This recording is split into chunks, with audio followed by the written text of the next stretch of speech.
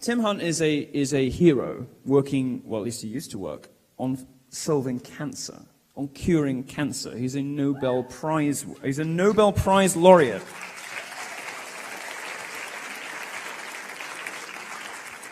But a black female journalism professor by the name of Connie St. Louis made up a lie about him. And Tim Hunt had to resign from several positions. He now lives in Japan. We lost Tim Hunt because of the lies of a feminist journalism professor. Well, she said that he was laughing about how women cry more when they get in trouble. You know, women cry more when they're upset. I debated somebody on Sky News. You see, the point is, first of all, he was making a joke at his own expense, and she took it out of context. She was trying to say that he was making sexist remarks, but actually he was laughing at himself, saying, I'm not very politically correct because I'm an old guy, you know. He was laughing at his own expense. I debated on Sky News. The best person they could find was a female scientist and teacher. And she said, yeah, we do. I didn't know what to say. Anyway, but we lost Tim Hunt. This is a real consequence of this kind of crazy identitarian politics. And Connie St. Louis was believed by the media, I think mostly because she was a black woman. And nobody really had the balls to say, you're a liar. That didn't happen. And in the end, the Daily Beast, the BBC, and half a dozen other publications had to issue retractions because, of course, the recording came out. And other people said, wait, that's not what happened. By that point, the guy's reputation had almost been destroyed, and it was only through the work of a couple of journalists, including my colleague Alan at Breitbart, and to give her credit, Louise Mensch as well, that his reputation was re-established. Very shocking to me. Anyway, here's another one. Here's another scientific hero. This guy. So just so you understand, in case you missed this somehow, right? This guy landed like a rocket ship on a comet. Like, he did that, you know? Like a human being landed like a whatever it was, a pod, a rocket ship or something, you know. Technology editor for Breitbart. He landed, probe. He said, I've tried to write that word out of my head. He landed a probe on a comet. He was wearing a shirt in the interview about it that a female friend made for him. A woman made him a shirt, and it happened to have some sexy cartoon ladies with guns on it. Something even I can get behind. And all the press wanted to talk about was his sexist shirt. That's ridiculous. More like a sexy shirt. Yeah, they're sexy. You can't see them very well because my creative director has done this wonderful design which has completely obscured the point of the slide. But it does look good. And you know the examples are endless now. We all know somebody who has at least worried about their educational progress or about their job for making the wrong joke, or who stopped themselves from saying something for no good reason other than, oh, you know what will happen. Well, we've sort of got tired of it now, and we've kind of accepted it as a cost of doing business in public life. Well, it isn't a cost of doing business in public life. You should be able to say facts. You should be able to make jokes. And I'm a little sick of the left saying that you can't. And I'm a little sick of the left going after people like Matt Taylor and Tim Hunt and the others, who are good, decent, ordinary people, like you guys.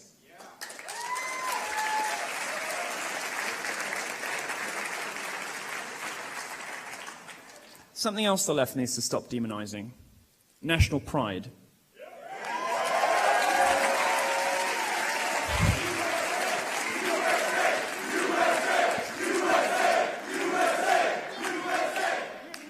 This always happens, you see, this always happens at my talks, and I didn't know why for the first couple, and then I realized I'm falling into that sort of Hitchens de Tocqueville kind of like Brit over here reminding you how good you've got it in America. Guys, please come the fuck on. Like, you know, it's not that bloody bad. America's quite good. I seem to bring that out in people. No, it's a great country. And you know, the sort of globalist elites, the Davos people,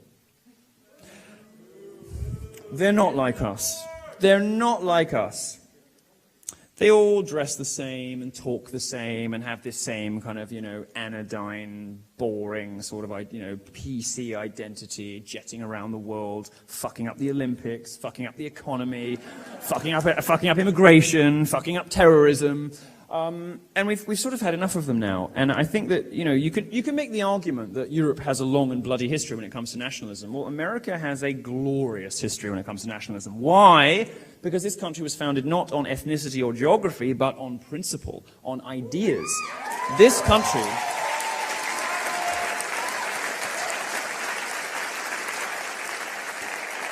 country was founded on the best ideas that have yet come up with any nation. This is the best country in the history of human civilization. It is a great country. I love it here. I hope you'll let me stay. But America was founded on ideas, on the Constitution, the First and Second Amendment. These are good things. These have created the best country ever. When the left looks at America, it sees a history of sexism and racism. It sees bigotry around every corner. When I, as a Brit coming to America, look around, I see opportunity and freedom. And I'm anxious that you guys don't lose that, because that would be a problem for all of us, frankly. We need America. We need you guys. Because without America, there's China and Russia. And we have to pick one. And I much prefer you guys. And this is one of the things that's animating the alt-right, this young, mischievous, trolling movement. This is one of the things that they're really keen on. One of the things they're excited about is preserving a culture that is indisputably the best culture on earth. And I think they're right about that.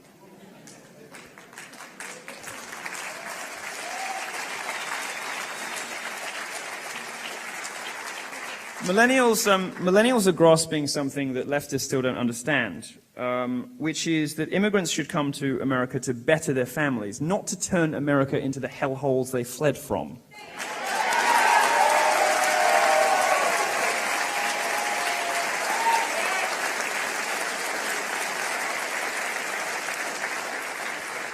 And that means that if immigrants come here, they have to share your values.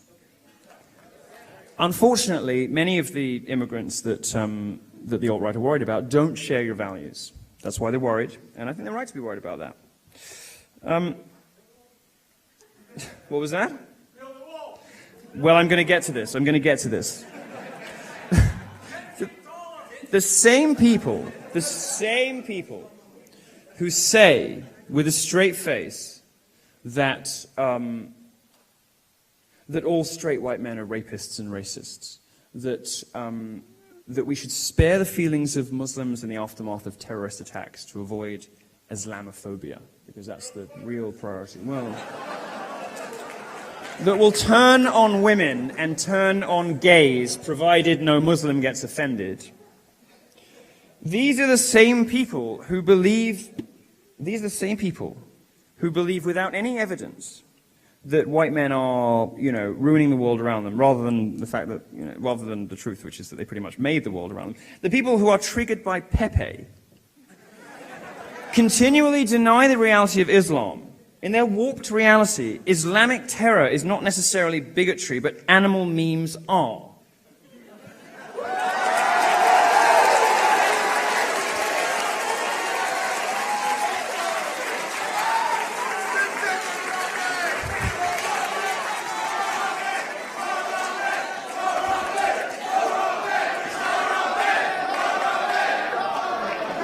All right.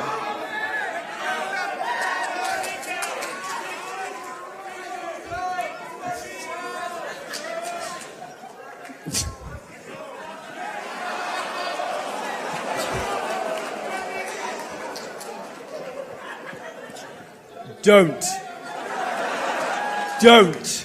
Although I will say one thing. No, actually I won't. No, you're not getting it. Well, I was on ABC Nightline a little while ago. Did some of you see that? I said trolling was very important.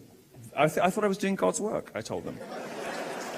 And I feel like I must have like a secret ally at ABC.